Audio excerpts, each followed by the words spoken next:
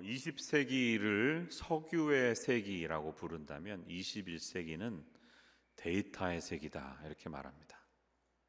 Age of Data. 데이터 분석은 이제 우리 사회에 깊이 들어와서 개인들의 삶에 아주 많은 영향을 끼치고 있습니다. 기업들마다 누가 데이터를 소유할 것인가로 전쟁이 벌어지고 있죠. 전 세계 인구의 60% 이상이 소셜 미디어를 사용하는 것으로 알려져 있습니다. 여러분들도 소셜 미디어를 하시죠? 제일 가입자가 많은 것은 당연히 페이스북이고요. 이미 젊은 사람들은 많이 빠져나가서 점점 급감하고 있지만 여전히 전 세계 30억 명의 사람들이 이 페이스북을 활용하고 있습니다. 그런데 이 AI들은 우리가 무엇을 보고 무엇을 클릭하는지 다 알고 있죠. 그래서 어느 날 쭉 서핑을 하고 나면 갑자기 내가 보았던 관련된 광고들이 막 나에게 뜨기 시작합니다. 여러분 다 경험해 보셨을 거예요. 그렇게 특화된 시대를 우리가 살고 있습니다. 그래서 기업들마다 이거를 소유해야 세상을 지배한다 이렇게 말을 하고 있습니다. 미국의 조사 기업인 IDC는 전 세계에서 생산되는 데이터 양이 2025년이 되면 163 제타바이트가 될 것이라고 추정합니다. 자, 우리는 메가바이트, 기가바이트, 테라바이트까지는 아는데요. 이게 그때마다 공이 3개씩 더 붙잖아요. 근데 이제 제타는 테라 다음에 페타가 있대. 페타 다음에 엑사가 있대. 엑사 다음이 제타입니다. 그러니까 어마어마한 데이터의 양이에요. 엄청난 양이 지금 오고 가고 있는데 2016년에 비하면 10배가 늘었답니다. 데이터 양이. 무시무시하게 늘어나고 있습니다. 이 말은 지구상에 있는 인구 1명이 세계 최대 도서관인 미국의 의회 도서관 장서 전체에 해당하는 양의 데이터를 생산해내고 있다는 말입니다. 놀라운 시대가 되었습니다. 그런데 정보를 많이 소유했다고 그 사람이 곧 지혜로운 현자가 되었음을 의미하지는 않죠? 여러분 다 공감하시죠? 똑똑한 것과 지혜로운 것에는 차이가 있습니다. 그렇죠? 지식은 정보를 기반으로 하는 알고 있는 능력이라고 한다면 지혜는 아는 것을 행동에 옮기는 능력이라고 할 수 있고요. 문제를 해결하는 능력이라고 할 수가 있습니다. 지혜를 가졌다는 것은 삶을 이해한다는 뜻이고 삶에 대한 실용적인 기술을 갖고 있다는 뜻이고 올바른 의사결정을 내리는 데 필요한 전문 지식을 가지고 있다는 것입니다. 그렇다면 명철은 뭘까요? 지혜와 명철 이야기 많이 하는데 명철은 이 모든 것을 판단해서 분별해낼 수 있는 분별력이다 이렇게 말할 수가 있겠습니다. 그러니까 저와 여러분은 지식보다는 지혜와 명철이 필요한 시대를 살고 있습니다. 여러분 다 동의하시죠? 지금 우리가 정보가 부족해서 못 사는 게 아니잖아요. 정보는 흘러 넘치고 있습니다. 너무너무 많아서 무엇을 선택해야 될지 모르는 시대입니다. 그런데 우리는 지혜와 명철이 부족해서 잘 살지 못하고 있어요. 쓸데없는 일에 시간 보내고 낭비하고 분별력 없이 여기 갔다 저기 갔다 살아가고 있습니다. 자, 그럼 우리가 이 지혜와 명철이 있어야 되는데요. 어디서 얻을 수 있을까요? 성경은 너무나 당연하게도 그것은 하나님이 주시는 말씀 속에서 우리가 지혜와 명철을 얻는다 이렇게 말합니다. 그래서 잠언 1장 1절을 보시면 이렇게 출발하고 있어요. 제가 옛날 성경이라 표준세 번역으로 읽어볼게요. 이것은 다윗의 아들 이스라엘 왕 솔로몬의 잠언이다. 이 잠언은 지혜와 훈계를 알게 하며 명철의 말씀을 깨닫게 하며 정의와 공평과 정직을 지혜롭게 실행하도록 훈계를 받게 한다. 이렇게 말하고 있어요. 그러니까 지혜와 명철은 잠언에 있네요. 네, 잠언을 잘 내 것으로 만드시면 우리가 필요한 지혜와 명철을 얻을 수 있습니다. 그런데 성경은 이 지혜와 명철을 얻기 위해서 우리가 해야 될 것이 하나님을 경외하는 것이라고 말하고 있습니다. 잠언에 계속 나와요. The fear of the Lord. 경외해야지 지혜와 명철을 얻을 수 있다고 말합니다. 그런데 구약을 읽어보면 하나님을 경외한다는 말은 하나님께 반응하며 사는 삶과 같은 의미로 사용됩니다. 하나님을 경외한다는 것은 하나님께 반응하는 삶이에요. 하나님을 내가 어떻게 대하고 있는가, 나는 어떤 자세로 반응하는가에 대한 삶이 경외한다는 것입니다. 그러면서 결국 잠언의 말씀 중요한 몇몇 구절이 잠언에 있는데 핵심이라고 할 수 있는 잠언 9장 10절을 보면 이런 말씀이 있습니다. 화면이 혹시 준비가 됐나요? 같이 읽어볼게요. 시작. 주님을 경외하는 것이 지혜의 근본이요 거룩하신 일을 아는 것이 슬기의 근본이다. 지혜가 그 슬기가 명철이에요. 예전 성경은. 그러니까 지혜와 명철의 정확한 데피니션을 여기 했습니다. 하나님을 경외하고 그분을 아는 것이 지혜와 명철의 길입니다. 할렐루야. 여러분 이것이 답이에요. 그리스도인에게 참된 지혜는 하나님을 바로 아는 지식에서 옵니다. 하나님을 아는 데서 옵니다. 노인갓이라는 책이 있죠. J.I. 패커. 저도 25살에 읽었는데 20, 30대 한번 꼭 읽어봐야 될 클래식입니다. 좋은 책이에요. 노인갓. 기억해두세요. J.I. 패커. 그런데 이 지혜는 특히 하나님의 아들 예수 그리스도 안에서 알려진 계시와 관련되어 있습니다. 예수님을 통해 드러난 계시를 아는 것이 진정한 지혜입니다. 성경을 읽으면서 우리는 하나님이 어떤 분이시고 우리를 위해 무엇을 하셨고 왜 예수님을 이 땅에 보내셨고 그로 말미암아 세상에 바라는 것이 무엇인지에 대한 통찰력을 점점 더 깊이 알아가기 시작합니다. 하나님에 대한 이해가 깊어지면서 세상을 구속하시려는 주님과 내가 어떻게 협력 관계에 있을 것인가에 대해 배우게 됩니다. 그렇게 되면서 우리 안에 있는 열매가 풍성해져요. 내가 너희 안에 거하고 너희가 내 안에 거하면 이 사람이 열매를 많이 맺나니 열매가 생겨납니다. 그러면서 그게 나에게도 유익하지만 내 주변에 있는 이웃 간의 관계 속에서 그 풍성한 열매가 공유되기 시작합니다. 이렇게 살아가는 삶이 지혜로운 사람의 삶입니다. 그런 사람이 지혜로운 사람이에요. 그래서 진정한 생명, 영생을 얻으려면 여러분 하나님을 경외하셔야 됩니다. 경외하는 게 뭐라고요? 반응하면서 사는 삶. 하나님께 반응하세요. 또 다른 중요한 구절 중에 하나인데 우리가 파퓰러하지 않습니다. 잠언 19장 23절에 보면 이런 말씀이 있어요. 같이 읽어볼게요. 시작. 주님을 경외하며 살면 생명을 얻는다. 그는 만족스러운 생활을 하며 재앙을 만나지 않는다. 얼마나 복됩니까? 하나님을 경외하는 사람에게는 생명, 영원한 생명이 있습니다. 그리고 삶의 만족을 경험하게 됩니다. 여러분 만족하고 싶으시잖아요. We all wanna be happy. 그 길이 하나님을 경외하는 데 있습니다. 그런데 우리의 갈등은 There are too many choices, too much information. 그렇죠? 너무 정보가 많아서 혼란스러워. 어떤 선택을 해야 될지 모르겠어. 그리고 내가 어떤 선택을 내려야 하나님이 기뻐하실까? 어떤 결정 가운데 있는 게 주님이 기뻐하시는 삶일까? 우리 모두는 다 궁금해합니다.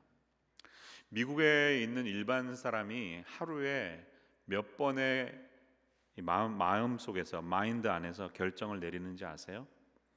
버지니아 텍의 팸플린 컬리지 오브 비즈니스 경영대학원이죠. 연구 결과에 따르면 하루 평균 35,000번의 결정을 한답니다. 미국 사람들이. 그 중에서 음식에 관한 결정만 해도 227번 내린대요. 고춧가루 뿌릴까 말까, 짬뽕을 먹을까, 짜장을 먹을까. 여러분 배고파지시죠? 죄송합니다. 이제 자율목장 밥 먹으러 나갈 텐데 40분만 참으세요. 네. 음식에 관해서만 200번 넘게 결정한다니까 저도 그런 것 같아. 뭐 시키지? 카라멜 마키아토일까? 아메리카노일까? 뭐 이런저런 결정을 합니다. 슈퍼마켓에 가면 왜 이렇게 선택이 많아요? 저는 맨날 장 보고 뭐 혼납니다. 요거트 좀 사와 이랬는데 갔더니 요거트만 40개야.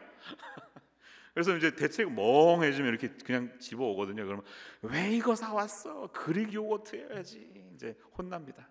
제가 하는 이 취미가 혼나는 거예요. 장 보고 나서 혼나는 거. 수박 고르면 골았어. 아니면 반이 썩었어. 막 이런 것만 올라오는지 잘못된 거 고르는 은사가 있는 것 같아. 예. 슈퍼마켓의 미국의 제품 수가 지난 30년 동안 평균 9,000개에서 47,000개로 5.1배가 늘어났대요. Americans have too many choices. 너무 투머치인 것 같아. 그러니까 뭘 고를지에 대해서도 고도의 의사 결정이 필요한 시대를 우리가 살고 있는데 이런 결정이 미미한 선택이면 아무 관계 없습니다. 오늘 저녁에 어디 가서 뭐 먹을지 하나님에게 별로 중요하지 않습니다. 그런데 아주 중요한 결정을 내린다면 우리의 고민이 깊어지죠. 내가 내리는 이 선택이 향후 어떤 컨시퀀스를 가져올 것인가, 그것 때문에 전전긍긍하는 것이 우리의 일상이라면 우리는 선택과 계획에 대해서 많은 질문을 갖고 있습니다. 나의 선택과 하나님의 인도하심에는 어떤 연관 관계가 있을까? 하나님의 뜻에 대해서는 제가 나중에 한번 따로 설교를 할게요. 굉장히 중요한 이슈니까 오늘 할 수 없습니다. 이것만 35분짜리예요. 그런데 오늘 본문을 통해서 우리는 내가 내리는 계획과 하나님의 인도하심에 어떤 지혜가 있는지 두 가지 레슨을 발견할 수가 있어요. 한번 생각해 보겠습니다. 첫 번째는 이것입니다. 계획은 사람에게 속한 영역이지만 미래는 하나님께 속했다는 거예요. 여러분 한번 따라해 주세요. 미래는 하나님께 속했습니다. 여러분 이 사실에 아멘으로 응답하십니까? 이 사실을 알고 계시죠? 네. 잠언 16장은 계획에 대한 중요한 말씀을 3번 하는데 우리가 읽었던 1절 보세요. 계획은 사람이 세우지만 결정은 주께서 하신다. 9절 사람이 마음으로 자기의 앞길을 계획하지만 그 발걸음을 인도하시는 분은 주님이시다. ESV에는 여기 다 플랜이라는 동사 이 단어가 나오고 있어요. 플랜. 여러분 플랜 좋아하시잖아요. 그리고 마지막 읽진 않았지만 33절 보시면 제비는 사람이 뽑지만 결정은 주께서 하신다. 이렇게 말합니다. 표준 세번역은 이것 자체로 많은 의미 설명이 됐는데요. 이제 작년 예배 1, 2, 3부 때는 개역 개정이 조금 말이 올드 스타일이잖아. 그래서 애매모호해서 제가 유진 피터슨의 메시지 바이블을 인용했습니다. 한번 올려주실까요? 좀 분명하게 이렇게 말하고 있어요. 사람이 정교한 계획을 세우지만 그 성패는 하나님께 달렸다. 진리예요. 맞아. 9절 우리는 원하는 삶의 길을 계획하지만 그 계획대로 살 수 있게 하시는 분은 오직 하나님뿐이다. 아멘이시죠. 33절 의견도 내고 투표도 해라. 그러나 결정은 하나님께서 하신다. 네. 여기에 나온 세 단어 개역개정에는 마음의 경영이라고 그랬어요. 마음의 경영. 그리고 길을 계획하는 것, 그리고 제비 뽑는 것, 이것은 다 무엇을 의미합니까? 사람이 하는 일이라는 거예요. 우리가 내리는 결정이에요. 사람에게 속했습니다. 그러니까 사람이 하는 그 레얼름이 영역이 있는 거예요. 그러나 하나님에게 속한 영역이 있다는 것을 잊지 말라는 겁니다. 이 말씀은 너네들이 내리는 결정은 다 쓸데없어, 좌절감을 주려고 하는 게 아니라 사람이 하는 영역이 중요하고 많은 포션을 차지하지만 반드시 우리가 하지 못하는 하나님의 영역이 있음을 기억해라. 이것을 리마인드 해주기 위해서 기록된 것입니다. 아멘 해주셔야 돼요. 여기서 여러분 플래닝 좋아하시죠? 플랜 하지 말란 얘기가 아니에요. We all need planning. 유럽에 13박 14일 가는데 걱정하지 마 이래놓고 가는 비행기만 사놓으면 누가 따르겠어요? 그렇죠? 우리 아빠 왜 이러냐 막 이제 시위하겠죠. 책임져라 책임져라. 길에 나 앉아야죠. 플랜 해야죠. 어떻게 잘지. 회사에서 여러분들에게 요구하는 게 맨날 사업 계획서 내는 거잖아요. 사업 계획서 내야 됩니다. 준비하셔야 됩니다. 그렇지만 결과는 여러분에게 속한 게 아닙니다. 결과는 하나님의 소관입니다. 미래는 하나님께 속한 영역이기 때문에 미래에 있을 일 가지고 전전긍긍하지 마세요. 궁극적인 책임을 하나님이 지신다는 것입니다. 하지만 준비와 계획은 우리가 해야 되는 거예요. 우리가 해야 할 일이 있고 하나님께 맡겨야 할 일이 있음을 오늘 본문은 우리에게 가르쳐 줍니다. 잠언을 유심히 읽다 보시면 사업하는 사람에게도 도움되는 말이 많이 나와요. 인간관계를 어떻게 할지, 말은 어떻게 할지. 이 진짜 중요하잖아요. 하버드 대학교 교양 과목 중에 제일 유명한 게 How to say, 어떻게 말할지. 이게 제일 많이 듣는 데잖아요. 정말 중요합니다. 그런데 이 파이낸셜 이야기도 잠언에 많이 나옵니다. 재정적인 계획을 어떻게 할지도 등장하고 있어요. 예를 들면 잠언 24장 27절을 볼 수가 있습니다. 내 바깥일을 다 해놓고 내 밭일을 다 살핀 다음에 내 가정을 세워라. 이렇게 말합니다. 이것은 조금 의역을 했는데 원래 뜻은요 이런 뜻이에요. 우리 개역개정 보니까 내 일을 밖에서 다스리며 너를 위하여 밭에서 준비하고 그 후에 내 집을 세울지니라 이렇게 말합니다. 이게 무슨 말이냐면 네 밭에서 나오는 소출이 있잖아요. 그 소출을 가지고 건축 프로젝트를 진행시키는데 더 필요한 자금이 모자르면 집 짓기를 하지 말란 뜻이에요. 여러분 이거 잘 적용하셔야 됩니다. 계산하고 이치에 안 맞으면 믿음으로 해야지 이런 거 없어. 그런 거 하지 마세요. 그렇게 하면 안 돼요. 일단 지르고 봐야지 막 모기지 막 빌리고요. 크레딧 카드 막 긁으면서 하나님이 책임지실 거 이렇게 하지 말라는 겁니다. 하나님은 그렇게 일하시지 않습니다. 그런데 이 말씀을 예수님이 패러프레이즈해서 다시 말씀하신 적이 있어요. 아마 기억나실 거예요. 예수님이 누가복음 14장 28절 이후에 보면 이렇게 말씀하셨어요. 너희 중에 누가 망대를 세우려고 할 때 그것을 완성할 만한 비용이 자기에게 있는지 먼저 앉아서 셈하여 보아야 하지 않겠니? You will need to calculate first. 그렇게 하지 않아서 기초만 놓은 채 완성하지 못하면 보는 사람들이 그를 비웃을 것이고 이 사람은 짓기를 시작만 하고 끝내지 못하였다 하는 말을 들을 거야 라고 말씀하십니다. 맞는 말이에요. 타워를 짓는데 먼저 계산을 하고 나서 한다는 거예요. 그런데 이 이야기에 누가복음 읽어보면 전쟁터에 나가는 얘기가 나와요. 전쟁터에 나갈 때 이길지 질지 계산하고 나가야 되는 거 아니냐. 이기는 싸움이야 나가지 지는 싸움인데 누가 나가냐. 그런 왕은 파이어 돼야죠. 해고죠. 해고. 국민을 죽이는 왕인데. 근데 이 두 말씀을 예수님이 어떤 백그라운드에서 하시냐면 제자도에 대해서 말씀하실 때 하십니다. 네가 예수님의 제자라면 계산해라는 거예요. 인생을 칼큘레이트 한 다음에 지금의 삶과 제자로 살아가는 이후의 삶이 가치가 있고 의미가 있고 충분히 밸류업을 할 때 그때 뛰어들어라라고 예수님이 말씀하시는 거예요. 당연히 예수님은 내 제자로 사는 게 더 좋은 거니까 제자에 대한 대가를 치르라는 뜻이죠. 근데 우리가 인생을 그렇게 살아야 됩니다. 헌신하셔도요 함부로 하지 마세요. 하나님의 나라는 함부로 할 수 있는 게 아닙니다. 회사 일보다 더 중요한 것이 헌신입니다. 뭔가 작정하셨으면 할 수 있는 한에서 하세요. 한국 사람들은 이 감정이 앞서는 사람들이잖아. 그래서 헌신, 선교사 나가세요 이러면 막 이제 헌신하는데 일단 금리빨부터 뽑고 봅니다. 한국 사람들 저 헌신합니다 그러고 막 내던지는 거야. 근데 그 다음이 없어. 대책이 없어. 독일 사람들은요 헌신하면 쫙 2년 계획서를 플랜을 하는 거예요. 선교를 나간다는 건 얼마나 엄청난 일입니까? 사실 의미 있는 선교를 하기 위해서는 문화의 장벽이 있죠. 언어의 장벽이 있지. 여러 가지를 컴플렉스한 것이 그것을 해결하기 위해 되는데 간단히 할 수 있는 게 아니에요.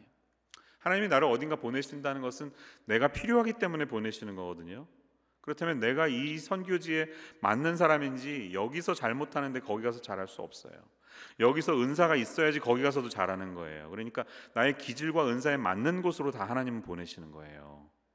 그것을 분별하는 지혜가 필요합니다. 함부로 뛰어들지 말고 그 모든 것들을 계산하면서 집 짓기를 하라는 것입니다. 사업이든 무엇이든 마찬가지예요.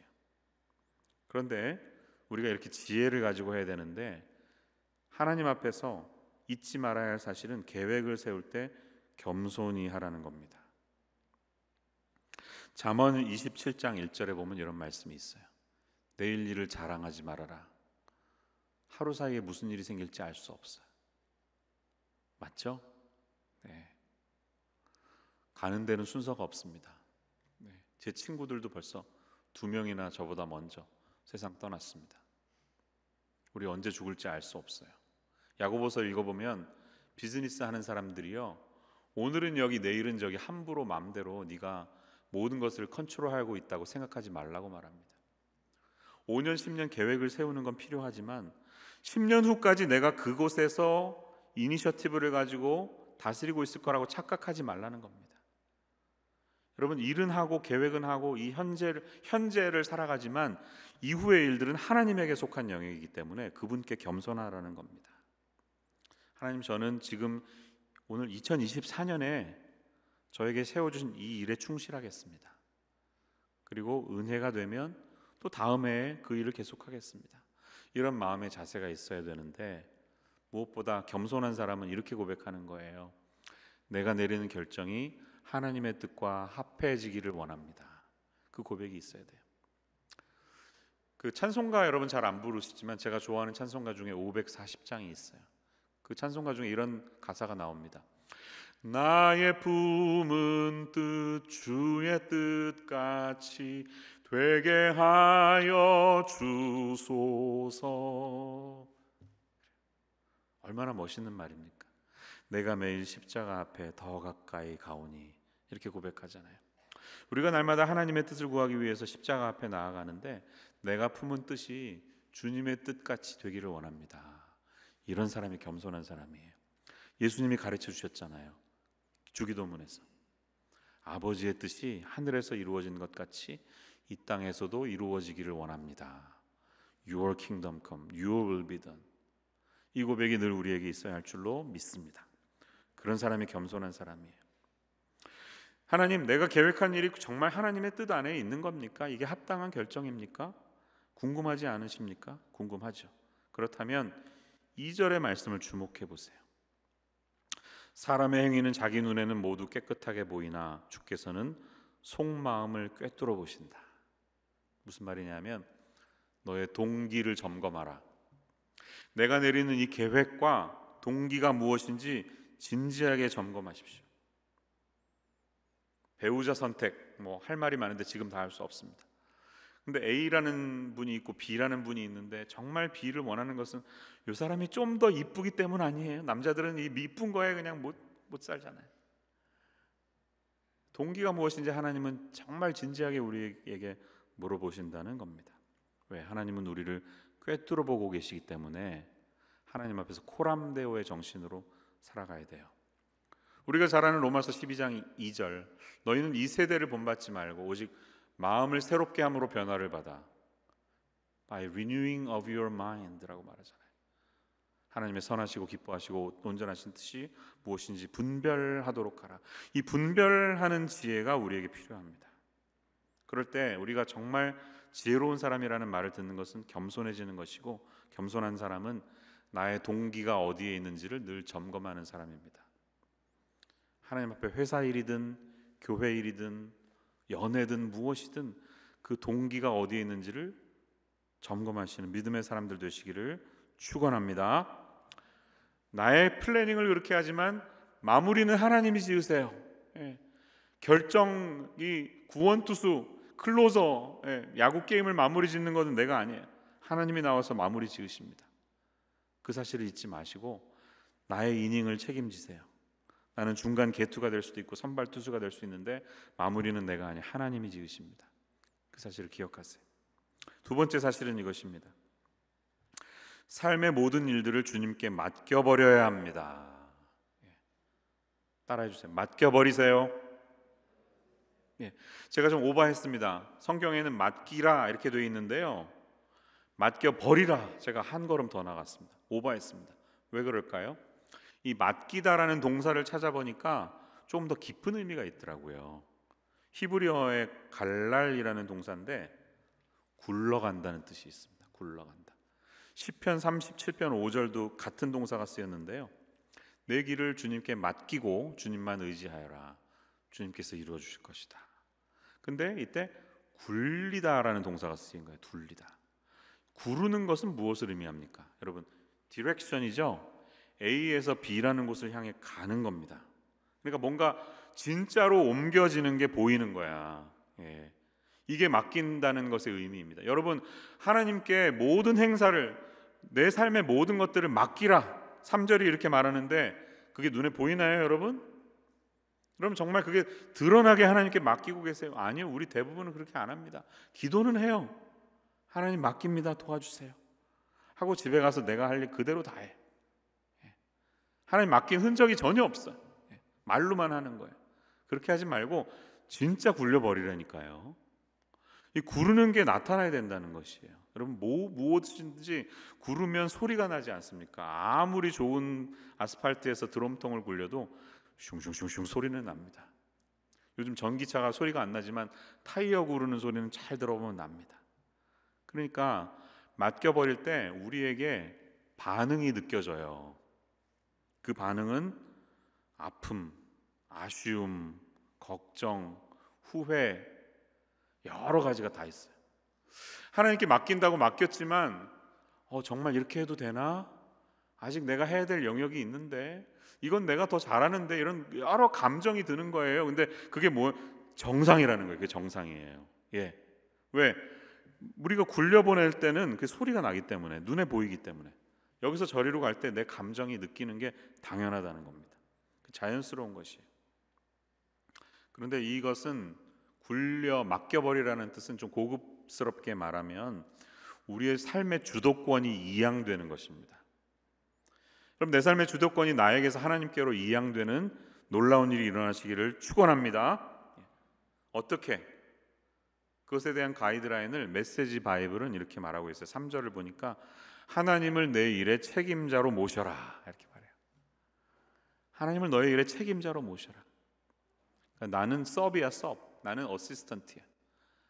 나는 세컨더리고 프라이머리 하나님이라는 거예요. 그러한 자세로 살아가는 거예요. 그게 맡기는 사람의 자세입니다. 제가 코비드 기간 동안에 담임 목사가 됐어요. 전임이신 손 목사님이 27년 목회하셨어요. 그리고 그 가운데 제가 한 3년 정도 같이 있었고, 마지막 해에 이제 한국 가셨는데 코비드가 일어났고요. 이제 조용히 돌아오셔서 뭐 은퇴 예배 드리시고 싹 사라지셨습니다. 근데 그러고 그 조용한 시간, 여러분 아무도 교회 안 다닐 때예요. 우리 예배당에 못 나왔었어요. 근데 제 사무실에 사인이 바뀌었습니다. 담임 목사가 바뀌었으니까 박성호 목사 이렇게 딱 만드는 집사님이 붙이신 거예요. 근데 제가 몰랐는데 그 이전에 사인을 보니까 담임 목사님 이름이 없었어요. 그러니까 손원배 목사라고 안 돼 있고 그냥 담임 목사 이렇게 돼 있었던 거예요. 메시지가 있었던 거예요. 목사님은, 진정한 담임 목사는 예수님이시다 라는 것을 실천해 보기 위해서 몸부림치셨던 겁니다. 저는 거기에서 배웠습니다. 그렇지, 교회의 주인이 누구인가? 교회의 주인이 말로만 고백하는 게 아니라 예수 그리스도가 주인 되셔야 한다. 나는 서비고 나는 세컨더리다. 사람이 담임이 되면 자기가 모든 걸 할 수 있는 것 같이 막 그냥 교회가 샥 분위기 바뀌었다가 다음 담임은 또 샥 바뀌고 막 모든 이니셔티브가 담임 목사에게 있잖아요. 그런 거 아니라는 거죠. 내가 떠나간 흔적은 하나도 남지 않고 그 자리에는 예수님의 향기만 남아야 될 줄로 믿습니다. 여러분, 무엇을 하든 여러분이 떠난 자리에 나의 삶에 사람의 흔적이 남는 게 아니라 예수님의 흔적이 남는 인생 되시기를 축원합니다. 그것이 진짜 겸손한 사람의 삶이에요. 목회를 할수록 이 사실을 더 많이 느끼게 됩니다. 그래서 우리의 진정한 목자는 예수님 한 분뿐이다라는 고백을 해요. 그러면 패스터를 지역한 목자인데 I'm a pastor. 나는 목자가 아닌가? 네, 타이틀로는 그렇지만 테크니컬리 저는 아니라고 스스로 생각해요. 저는 sheepdog입니다. 양을 지키는 개예요. 나는 개다. 좀 그러네 기분이. 그러니까 개 같은 인생 뭐 이러고. 근데 저는 옆에서 열심히 짖는 존재예요. 늑대가 덤비든지 하면 왁 짖으면서 해치지 못하게 하고, 양들이 이상한 길 가면 목자 옆에서 막 짖는 존재라는 거예요. 그러나 진정한 목자는 예수님 한 분뿐이시라는 사실을 믿음으로 고백합니다. 여러분도 그렇게 하시기를 바랍니다. 그렇게 고백하는 사람의 삶에서 나타나는 제일 중요한 흔적이 뭔지 아세요? 기도하는 겁니다. 기도하는 사람. 내 일을 하나님께 맡긴다는 믿음의 고백을 하는 사람은 기도합니다. 그러니까 나는 하나님께 다 맡겼어 이러면서 기도하는 모습이 없는 사람은 거짓말하는 사람이에요. practically 그 사람은 신앙인이 아니에요. 여전히 내가 다 할 수 있다고 믿는 거예요. 여러분, 기도는 뭡니까? 기도하는 시간에 벌어지는 일은 나의 뜻은 점점 희미해지고 하나님의 뜻이 분명해지는 겁니다. 나의 바램과 나의 기대와 나의 욕심은 점점점 사라져가고 나를 향한 하나님의 기대, 하나님의 디자이어가 더 많아지는 시간이 기도의 시간입니다. 그렇죠? 그러면 기도의 시간에 침묵하시면서 그분의 음성을 들으세요. 잠잠히 주님 앞에 머물러 계세요. 기도만 하면 갑자기 막 영감이 떠올라. 막 그냥 이번 주에 해야 될 일이 막 떠오르고, 전화해야 될 사람, 연락해야 될 사람 떠오르고, 막 사업의 아이디어가 떠오르면 그건 that's wrong message. 그렇게 일하지 않습니다. 먼저 silent 해야 돼. 주의 음성을 들을 수 있어야 돼. 그런 거는 딴 데서 하시면 돼요. 기도 시간은 그런 것들이 사라지고 그 시간을 하나님이 무엇으로 채우시는지를 기다리는 시간입니다. 나의 영혼아 잠잠히 하나님만 바라라. 나의 구원이 그에게만 있다. 우리가 좋아하는 시편이잖아요. 그런 고백이 기도 가운데 일어나시기를 주님의 이름으로 축원합니다. 호주의 심리학자인 스티브 비덜프라고 하는 사람은 왜 어른들은 아이들보다 행복하지 못한가? 참 재미있는 질문이죠. 그 질문을 두 가지로 해석했습니다. 어른들이 아이들보다 행복하지 못한 이유는 첫 번째로 과거에 대한 후회가 더 많기 때문에 이렇게 말했습니다. 아이들은 과거에 대한 기억이 얇아서 별로 후회할 게 없는데 우리는 너무 실수가 많아. 어른들은 그 후회가 너무 깊어서 내 삶이 행복하지 못하다 이렇게 생각한다는 거예요. 아이들은 얼마나 해피합니까? 그런 차이가 있는 거예요. 두 번째 이유는 오래된 죄책감 때문이다 이렇게 말합니다. guilty feeling, 죄의 문제에 대해서 해결을 못 받았기 때문에 그래요. 여러분, 크리스찬들은 하나님의 은혜라고 말하는 게 뭡니까? 내가 해결할 수 없는 문제가 거저 공짜로 이루어졌기 때문에 하나님의 은혜죠. 죄 문제를 내가 다 감당해야 된다면 그게 뭐 은혜예요? 내가 이루는 건데, 내가 희생하고 내가 고문받고 내가 막 자책하고 내가 짐승 바쳐서 하면 그건 은혜가 아니죠. 내 힘으로 이루는 거죠. 근데 내 능력 없이 하나님이 주셨으니까 그게 은혜라고 하는 거잖아요. 근데 그게 크리스찬이티의 본질이 아닙니까? 내가 이룬 바가 없음에도 불구하고 나를 위해 나를 대신해서 죽으신 예수님의 공로를 믿으면, 그러면 우리의 죄사함, 우리가 죄가 다 떠나가고 구원받을 수 없는 우리가 구원받을 수 있다 하는 게 이게 그 기독교의 중요한 메시지가 아닙니까? 아멘이시죠? 이것을 믿고 맡기면, 하나님께 맡기기만 하면 내 죄가 다 굴러서 사라진다는 겁니다. 그래서 이제는 더 이상 내가 하나님 보실 때 새로운 존재라는 거예요. 전과 21범, 로마서 1장 읽으면 21가지 죄가 나오거든요. 전과 21범이 하나님 앞에 You have a clean record, 하나님 이렇게 말한다는 거죠. 이게 얼마나 엄청난 메시지입니까? 그런데도 우리는 오래된 이 죄악들을 잊어버리지 않아가지고 캐캐 묵은 먼지가 아무리 뭐 집을 청소해도 먼지를 치우지 않으면 해결이 안 되는 거예요. 근데 하나님은요, 우리의 죄를 기억하지 않으세요. 우리가 온전히 고백하면 죄를 기억하지 않으시느니라 히브리서 7장인가 나와요. 근데 우리는 기억이 나네, 나는 기억을 해, 이게 문제예요. 어떻게 될까요? 굴려버리시라니까요. 맡겨버려라. 내가 죄사함 받은 존재임을 인정하고 굴려버리세요. 더 이상 그런 것들이 나를 불행하게 만들지 말라는 것입니다. 예수님은 우리의 죄 문제를 해결해 주시는 분이신 줄로 믿습니다. 예수님이 병자를 치유하시면서 당신의 병이 낫습니다라고 하지 않고 어떤 특정한 경우에 네 죄가 사하여졌다라고 말씀하신 적이 있어요. 기억나시죠? 이렇게 할 수 있는 분은 이 세상에 단 한 분밖에 없었습니다. 사람의 병을 고치면서 어느 누구도 당신의 죄가 사해졌습니다라고 말한 존재는 없었습니다. 예수님은 우리 내면의 깊은 곳에 자리 잡고 있는 죄의 문제를 해결해 주시는 분이십니다. 그러므로 여러분, 믿고 맡기세요. 굴려버리세요. 너의 행사를 여호와께 맡기라. 그리하면 내가 경영하는 것이 이루어지리라. 이 3절 말씀을 외우시면서 잠언의 은혜 가운데 사시는 한 주간 되시기를 축원합니다. 내가 하는 일을 주께 맡기면 계획하는 일이 이루어질 것이다. 이 말씀을 진료 받아들이시기를 바랍니다. 이렇게 믿고 맡겨야 되는 사람들의 마음 자세 두 가지에 대해서 오늘 본문은 이어서 말하고 있습니다. 첫째는 하나님이 주관하신다는 것을 믿으라고 말합니다. 4절 보세요. 주께서는 그 모든 것을 그 쓰임에 알맞게 만드셨으니 악인은 재앙의 날에 쓰일 것이다. 여러분, 세상이 너무 공의롭지 않아서 분노하시죠? 왜 이렇게 썩었어요?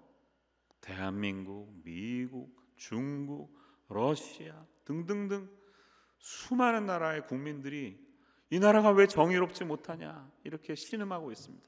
네, 저도 동의합니다. 그런데 본문은 뭐라고 말합니까? 그것조차도 하나님이 주관하고 계신다. 여러분, 하나님의 공의를 믿으십니까? 인간의 심판에는 제한이 있습니다. 혁명이 일어났어. 지금까지 얼마나 많은 혁명이 이 전 세계적으로 있었습니까? 그런데 혁명을 일으킨 자들이 또 타락해. 그럼 다음 세력이 또 혁명해. 이게 역사의 반복이잖아요. 진짜 의로운 존재는 없어요. 다 똑같이 물들게 돼 있어요. 그러나 하나님은 공의로우신 분이고 그분의 완전한 심판이 우리 모두의 인생을 기다리고 있다는 사실을 기억하시기를 바랍니다. 저는 천국과 지옥이 반드시 있어야 된다고 생각해요. 왜 그럴까요? 천국과 지옥이 없으면 너무 This is unfair. 억울하게 죽는 사람이 얼마나 많아요. 전세 사기 당하고 지금도 막 내가 투자했던 모든 돈이 그냥 부자들에게 획책되는데 이게 문제가 해결이 안 되면 얼마나 억울하겠습니까? 세상 법이 그걸 해줄까요? 안 되죠. 그러나 하나님은 공의로우신 심판을 하신다는 거예요. 우리 그리스도인들은 그때를 기다리면서 내가 할 수 있는 영역이 있지만 하나님의 공의로우신 일이 있음을 기다리면서 믿고 맡기라는 겁니다. 악한 사람들도 다 하나님의 손 안에 있음을 본문은 말하고 있습니다.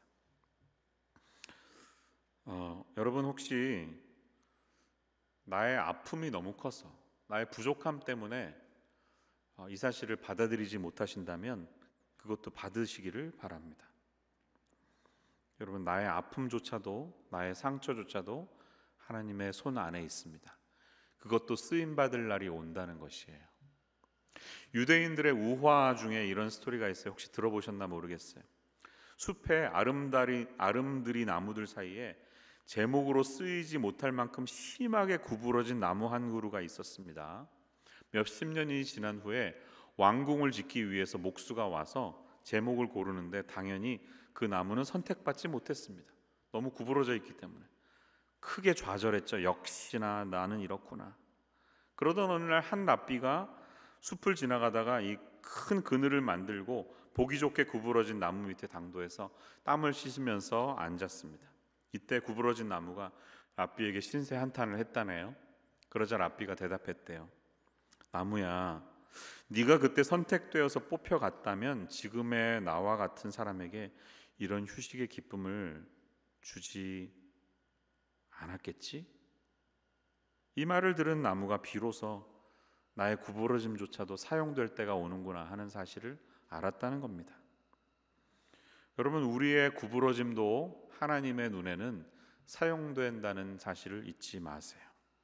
우리의 아픔과 좌절 속에서도 하나님의 선하신 뜻이 숨어 있음을 기억하시기를 축원합니다. 나의 아픔도 세상의 악함도 그들은 협업하면서 피해가려고 애를 써요. 5절 말씀 보니까 주께서는 마음이 거만한 모든 사람을 역겨워하시니 그들은 틀림없이 벌을 받을 것이다 이렇게 말하는데 사실 정확한 말씀에 보면요 그런 말씀이 나와요. 손을 맞잡고 피해가려고 한대. 악한 사람들은 얼마나 자기들끼리 힘을 합칩니까? 그렇게 하지만 하나님은 그냥 지나가시지 않는다는 거예요. 이 사실을 기억하세요. 그럼 우리가 가져야 될 자세는 이 본문에 따르면 교만하지 않는 것입니다.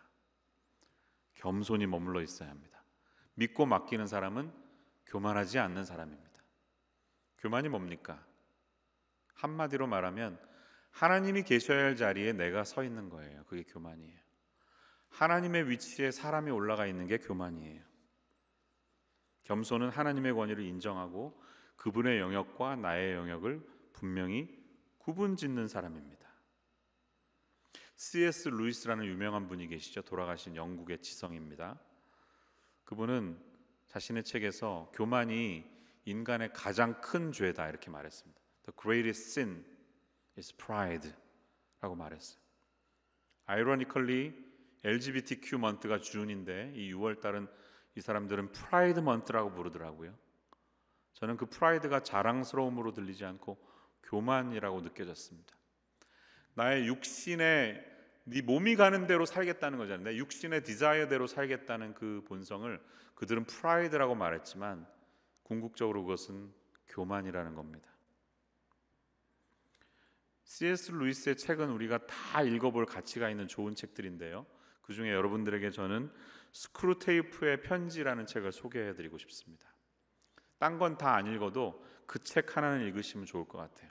스크루테이프 레터스, 한국말로도 잘 번역이 됐습니다. 굉장한 통찰력이 있는 책이에요. 베스트셀러예요. 스크루테이프는 대왕 마귀입니다. 왕마귀. 근데 자기 조카 중에 자기가 멘토하는 사람이 있어. 존재가 있어. 그 존재가 웜무드라고 하는 쫄자 마귀인데, 대왕 마귀가 조카 쫄자 마귀에게 어드바이스 하는 내용이 이 편지의 내용이에요.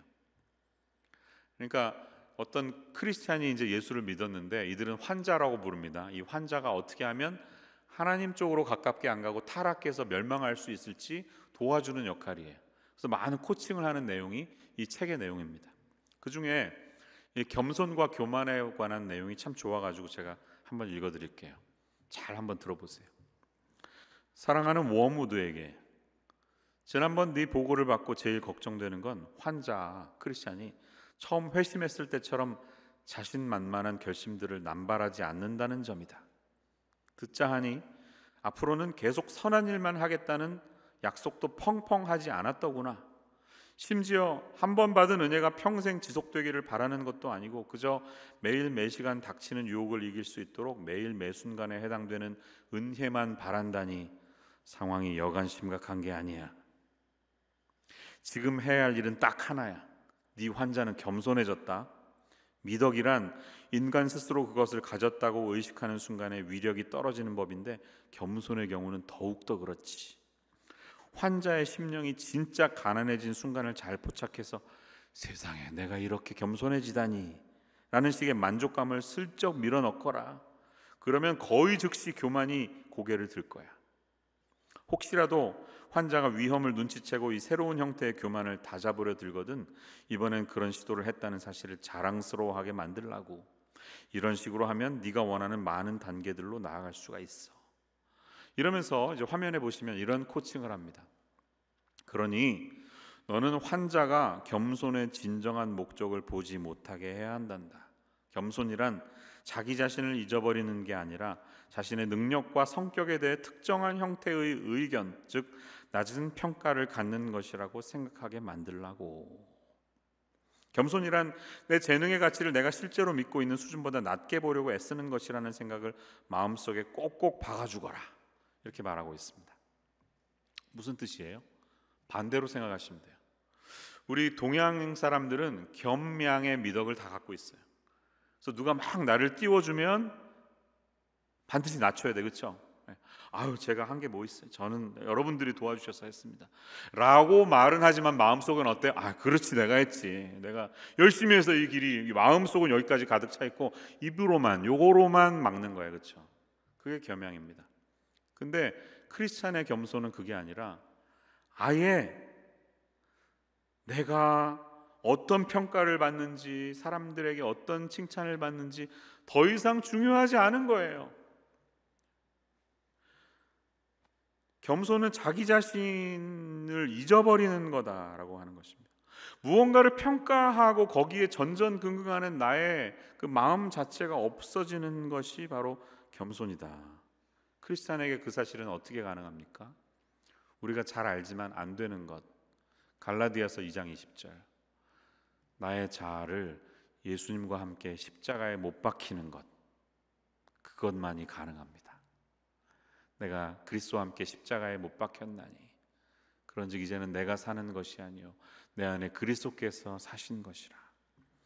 이 단계에 이를 때 진정한 하나님과 함께 연합해서, 주님과 연합해서 더 이상 내가 아니라 주님의 성품이 드러나는 것을 볼 수가 있습니다. 사람이 하는 일에, 하는 말에 일희일비하지도 않아요. 그냥 막 사람들이 띄워주면 그냥 땡큐 그러고 그냥 가면 돼.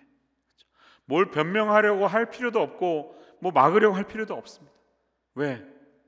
이 사람에게는 더 이상 진짜 내가 한 게 아니거든요. 내 안에 계신 하나님이 계셔서 저는 잠시 머물다 가고 예수님의 향기만 남기 바랍니다.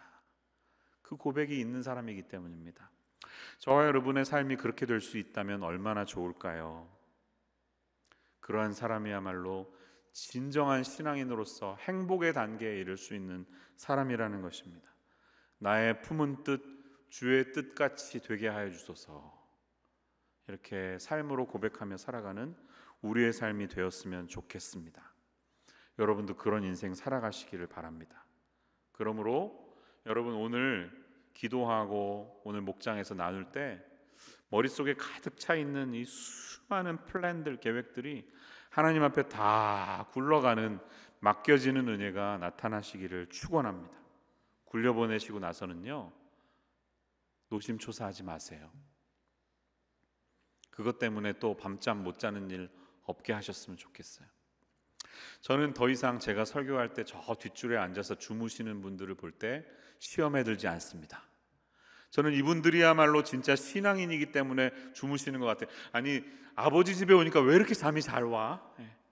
그것을 신앙으로 곱 실천하시는 분들인 거잖아요. 시편 127편을 실천하는 분들, 아버지께서 사랑하시는 자에게 잠을 주시는도다.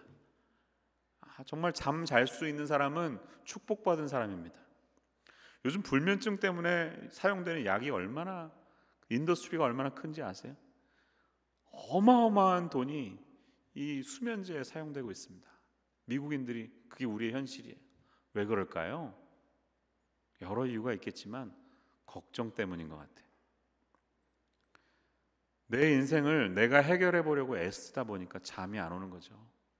억울하고 분하고, 다음날 내가 두세 시간 앉아서 열심히 하면 반드시 이게 또 스톡이 막 올라갈 것 같고 회사 일이 잘 될 것 같으니까 잠이 안 오는 거죠. 근데 믿음의 사람은 자는 사람입니다. 우리가 그렇게 지어졌어요. 하루에 3분의 1은 쉬셔야 돼요. 믿고 맡기세요. 내가 잠자리에 들면 하나님이 일하신다. 뇌도 그렇잖아요. 뇌도 그때 막 청소한대잖아. 내가 잘 때 쓰레기 버리고 다 리프레시 되잖아요. 하나님이 일하십니다. 여러분, 여러분의 염려를 주님께 내어 맡기고 잠자리에 잘 가시고 믿음으로 선언하는 그런 믿음의 사람들 되시기를 축원합니다.